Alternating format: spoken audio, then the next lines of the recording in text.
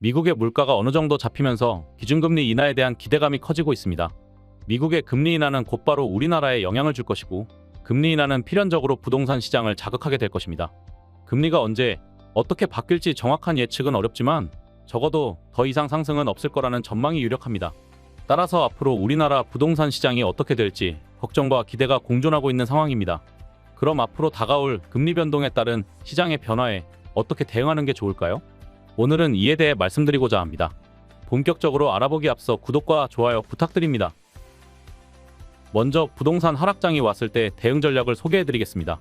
2024년에도 지금과 같은 하락장이 이어진다면 투자 지역으로 선정해야 하는 곳은 명확합니다. 바로 상급지입니다. 가용한 자금 내에서 가장 입지가 좋고 투자성이 좋은 매물을 매수하면 됩니다. 우리나라 부동산 시장은 2022년에서 2023년 초까지 부동산 시장이 하락장을 겪고 난 후 2023년 초부터 9월 말까지의 약간의 반등이 있었는데요.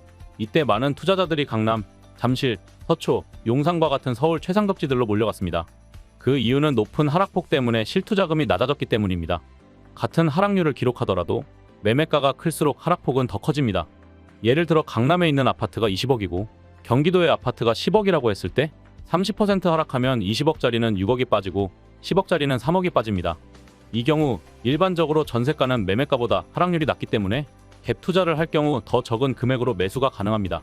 매매가가 20억, 전세가 12억일 때 갭 투자를 하면 현금이 8억 필요하지만 하락장에서 매매가 14억, 전세가 10억이 되면 갭 투자 시 현금 4억으로 매수가 가능한 것이죠. 이래서 상급지 갈아타기는 하락장 때 해야 효율적입니다. 그럼 투자성이 좋은 상급지는 어디일까요? 일반적으로는 우리나라 최상급지인 강남을 기준으로 반경 25km 이내에는 들어오는 지역이 좋습니다. 지방에서도 상급지는 있습니다. 지방의 경우 좀 더 조건을 살펴야 하는데 중요한 요소는 인구, 일자리, 입주 물량입니다. 인구는 인구수 100만 이상인 광역시 위주로 보는 것이 좋고 최근 인구가 급격하게 감소하는 지역은 당연히 피하는 것이 좋습니다. 또 일자리가 계속 늘어나서 기업이 많이 들어오는 지역을 봐야 합니다. 지방에서 기업 유치를 위해 산업단지나 기획도시 같은 것을 많이 만들어놨지만 실제로는 텅텅 비어있는 경우도 많으니 잘 살펴보는 것이 좋습니다. 이런 정보들은 임장을 다니며 눈으로 확인하는 것이 좋지만 통계청에서 발표하는 시군구 고용지표 같은 자료들을 보면서 일자리가 증가하고 있는지, 인구가 증가하고 있는지 등을 살펴볼 수도 있습니다. 마지막으로 입주 물량인데 앞으로 입주 물량이 적은 곳들 위주로 보시면 됩니다. 입주 물량이 많으면 가격 상승에 힘을 받기 어렵습니다. 공급이 늘어나면 가격이 떨어지는 건 가장 기초적인 경제법칙이죠. 예정된 입주 물량이 적다면 시간이 지날수록 희소 가치가 생겨 가격 상승에 힘을 받게 될 가능성이 큽니다.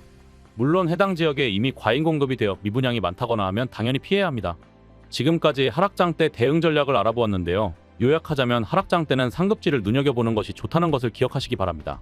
그럼 이제 부동산 하락장이 끝나고 보합이거나 상승장일 때 대응 방법을 알아보겠습니다. 투자에서 가장 중요한 원리는 싸게 사서 비싸게 파는 것인데 부동산 시장이 보합을 유지하거나 상승장일 때는 싸게 사는 것이 어렵습니다. 급매가 아닌 이상 집주인이 괜히 집을 싸게 내놓을 리가 없습니다. 그리고 급매는 찾기도 어렵고 실제 매수하는 것도 어렵습니다. 이럴 때는 조금 특수한 상황을 찾아야 합니다. 부동산 시장의 상황과 상관없이 저렴한 매물을 구할 수 있는 곳은 어디일까요? 그건 바로 신축 아파트 입주장입니다. 신축 아파트 입주장에서는 투자성이 있으면서 시세보다 저렴한 급매에 좀 더 쉽게 접근할 수 있습니다.